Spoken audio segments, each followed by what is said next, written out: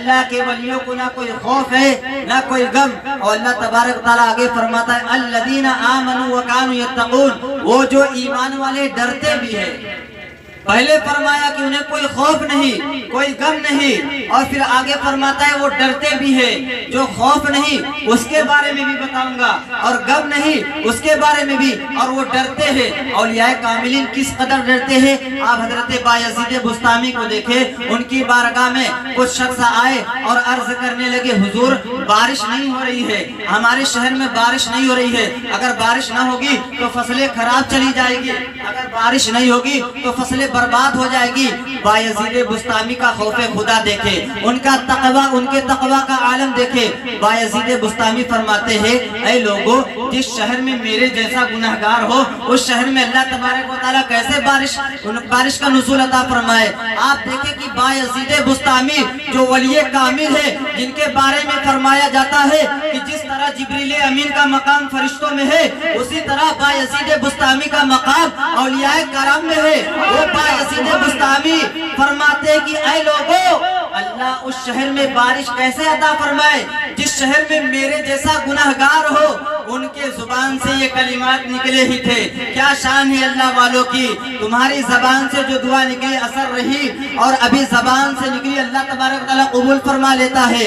حضرت بایزید بسطامی نے جب یہ کلمہ اپنی زبان سے کہا, اپنے گھر میں گئے, اسباب سفر لے کے نکلنے ہی والے تھے کہ بارش کا نزول اللہ تبارک و تعالیٰ نے فرما دیا. ان کا خوف خدا دیکھے اور ان کے زبان کی تاثیر دیکھے.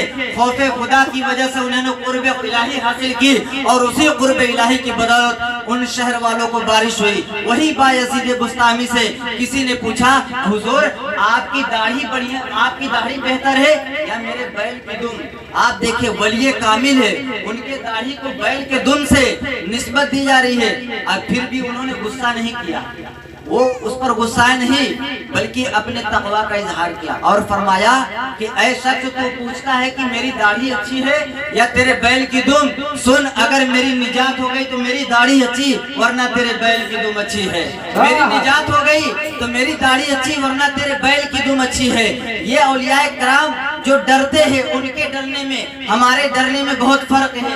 آپ دیکھیں سیدنا, آپ دیکھیں کہ امام حسن بصری ہے, امام حسن بصری وہ اپنے توبہ کا واقعہ فرماتے ہیں. اپنے توبہ کا واقعہ کس قدر فرماتے ہیں کہ میں شہر بصرہ میں بیٹھا ہوا تھا, میں غریبوں کی مدد کیا کرتا تھا.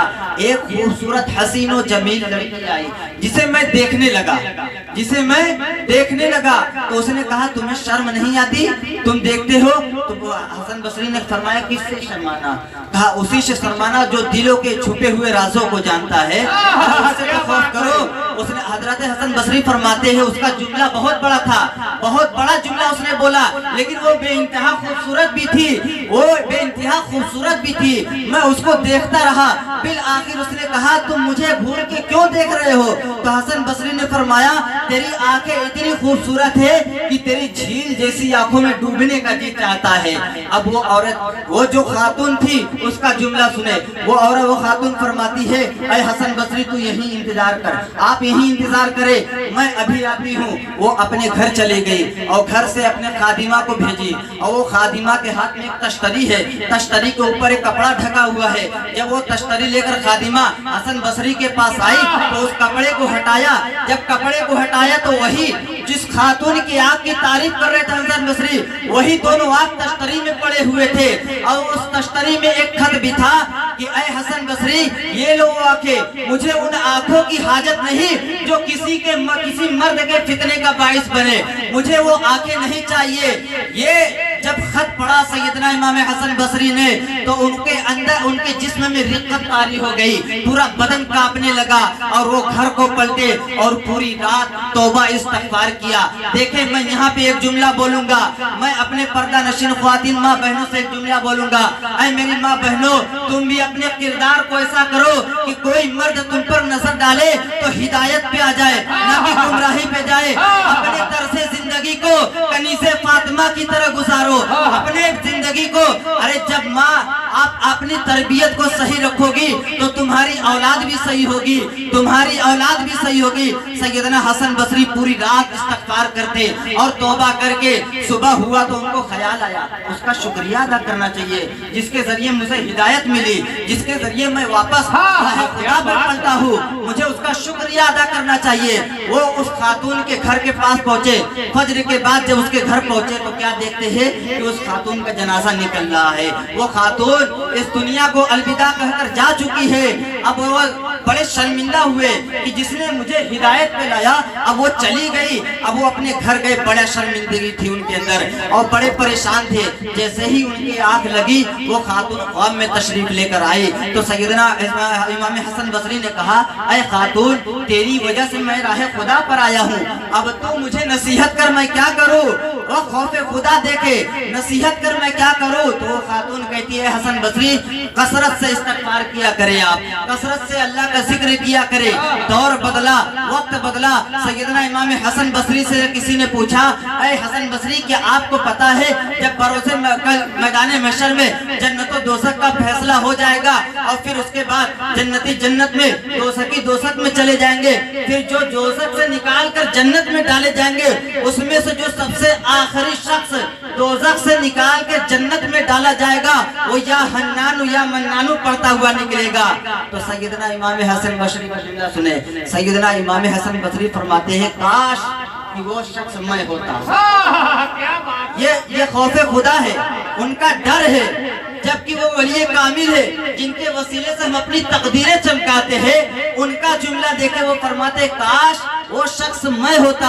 उस शख्स ने कहा, आप जहन्नम में जाने की बात कर रहे हैं। इमाम हसन बसरी ने कहा, तुमने मेरे जुमले पे गौर नहीं किया।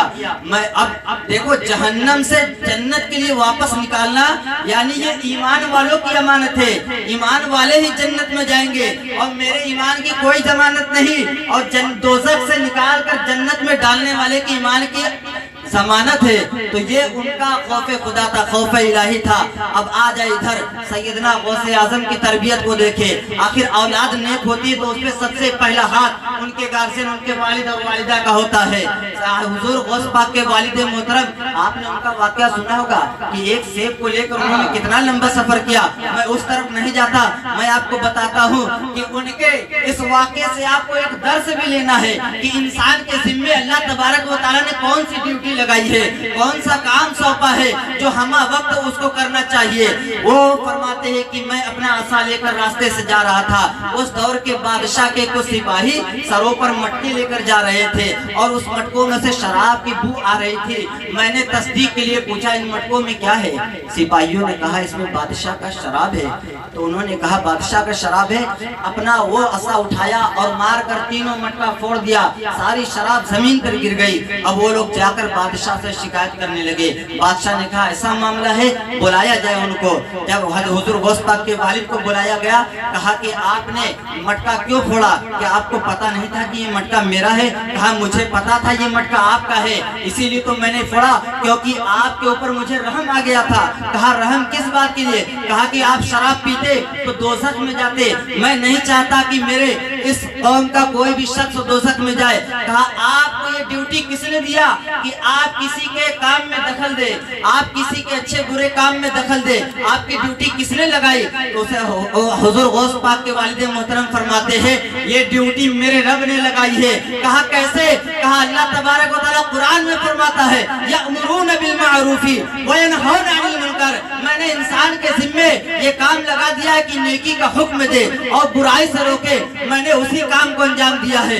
मैंने तेरे पास नेकी का हुक्म लाया और तुझे बुरे कामों से रोका है। क्या बात है। बादशाह फरमाने लगा, अगर आप चाहे तो मैं ये ड्यूटी आपको दे दूं, अगर आप चाहे तो मैं ये ड्यूटी आपको दे दूं, आप ये ड्यूटी मेरी सल्तनत में रह के करे। तो उन्होंने कहा, ये ड्यूटी तू किसी और के दे, जिसके पास पहले से ड्यूटी मौजूद हो, वो भी मालिक हकीकी की। वो बंदा गुलामों की नौकरी नहीं किया करता। ये आलम था हुजूर गौस पाक के वालिद मोहतरम का। इसी तरह पाकीज़ा उनकी वालिदा थी, तब जाके हुजूर गौस पाक जैसा औलाद अल्लाह तबारक व तआला ने अता किया। अरे हुजूर गौस पाक की जिंदगी आप देखें, उनकी कामयाबी लोग बयान करते हैं, लेकिन कामयाबी के पीछे जो मुसीबतें हैं उसे भी تو بیان کیا جائے. حضور غوث پاک فرماتے ہیں ایک مرتبہ میں دریائے دجلہ کے کنارے سے لوٹ رہا تھا تو میری بھوک کی شدت اتنی تھی کہ پیٹ کا یہ آگے کا حصہ پیچھے کو چپک رہا تھا. اللہ اکبر. پیٹ کا آگے کا حصہ پیچھے کو چپک رہا تھا. کس کی وجہ سے؟ بھوک کی وجہ سے.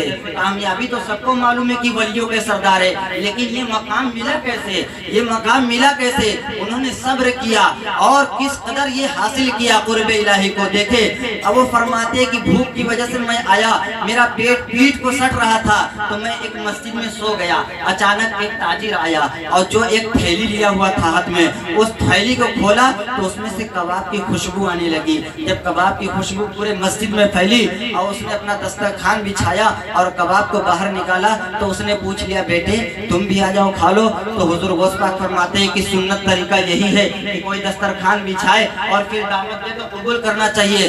میں چلا گیا تو انہوں نے پوچھا آپ کون ہیں؟ تو میں نے کہا میں ایک طالب علم ہوں، یہاں میں تعلیم حاصل کرتا ہوں. تو وہ تاجر تھا، کہنے لگا کہ بہت بہت شکریہ خدا کا کہ میری ملاقات ایک طالب علم سے ہو گئی. میری ملاقات جو آپ سے ہوئی میرا ایک مسئلہ بھی حل ہو جائے گا. میں شہر بغداد کا جو حضور غوث پاک کے جنم کی جگہ ہے وہ فرماتے میں وہاں سے آیا ہوں. میں تجارت کے لیے آیا تھا، تجارت میں کافی خسارہ ہوا، بہت گھاٹا ہو گیا. لیکن ایک نیک سیرت خاتون جن کا نام فاطمہ ام الخیر ہے، بولے مچل سبحان اللہ، جن کا نام فاطمہ ام الخیر ہے، انہوں نے کچھ درہم دیے تھے کہ یہ میرا بیٹا بغداد میں پڑھتا ہے اسے انہیں دے دینا.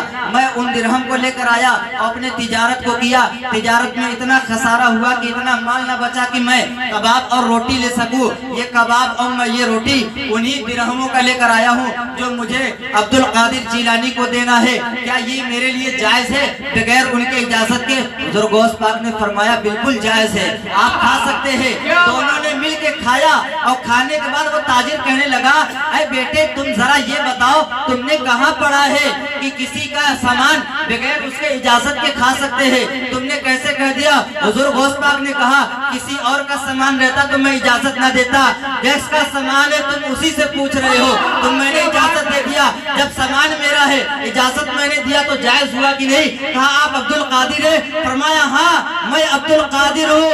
تو انہوں نے کہا کہ اگر آپ پہلے بتا دیتے کہ یہ درہم آپ کے نام سے آیا ہے تو یہ کباب میں آپ کے نام کر دیتا. حضور غوث پاک نے فرمایا اللہ نے ہم پر کیا، دوسروں کے اوپر احسان کر کے جتاتے نہیں، ہم ان کو بتاتے نہیں. حضور غوث پاک اس قدر جدوجہد کر کے تعلیم حاصل کیے تب جا کے ان کے زبان میں وہ تاثیر پیدا ہوئی. وہ تقریر نہیں کرتے تھے کیونکہ جب وہ علم حاصل کر کے آئے تو خواب میں حضور سرکار مصطفیٰ صلی اللہ تعالی علیہ وسلم تشریف لے کر آئے اور فرمایا اے عبد القادر تم خطاب کیوں نہیں کرتے ہو، تم تقریر کیوں نہیں کرتے ہو؟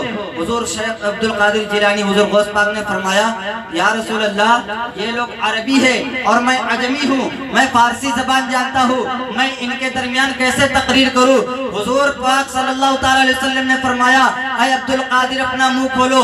اپنا منہ کھولا. حضور پاک نے 7 مرتبہ اپنا لعاب دہن حضور غوث پاک کے منہ میں دیا اور فرمایا اے عبد القادر اب کل سے تقریر تم کرنا، بیان تمہاری ہوگی اس میں اثر میرا ہوگا، بیان تم کرو گے اس بات میں تاثیر میری ہوگی. یہ